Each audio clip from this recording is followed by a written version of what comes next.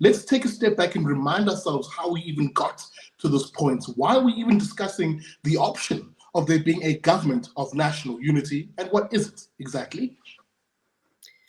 Well, a government of national unity is not new to South Africa.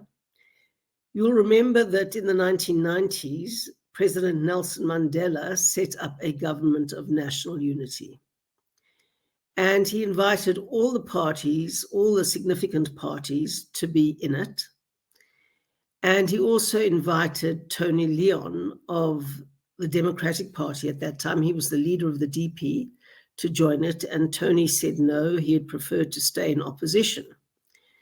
But the GNU then was a gesture of generosity by President Mandela, because he got 62% in the election of 1994.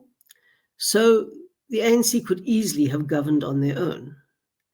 But because he thought that South Africa needed reconciliation and needed to bring people together after so much animosity, anger, violence, and division, that it would be good to have a GNU. And it was a long debate within the DP at the time as to whether we should go in or not. And in the end, we decided not to go in, and we decided to build up an opposition instead, which I think was the right decision then.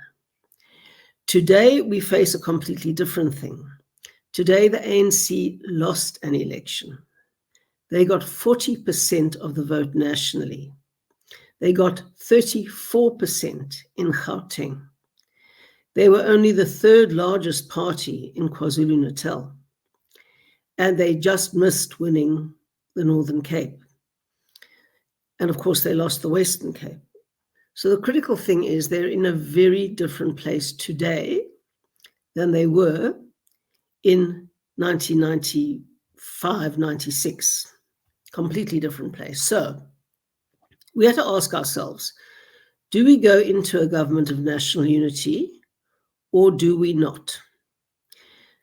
Now, let's be honest, this particular creation that is coming to be is not, strictly speaking, a government of national unity, because it doesn't include everybody.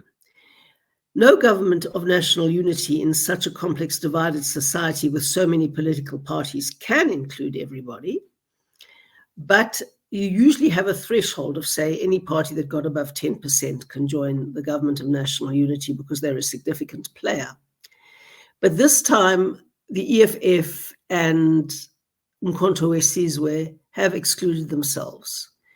They had very pressured and tense discussions. I believe there was a lot of animosity in the room when, especially the EFF was meeting the ANC, and they decided they wouldn't come into the government of national unity. So now there are 10 parties, 2 significant ones, 1 reasonably sized, and other very, very small, that have joined the government of national unity. Hey, thanks for watching. You can find the full episode on our YouTube channel. Just search for Big Daddy Liberty. And remember to leave a like, share, and subscribe.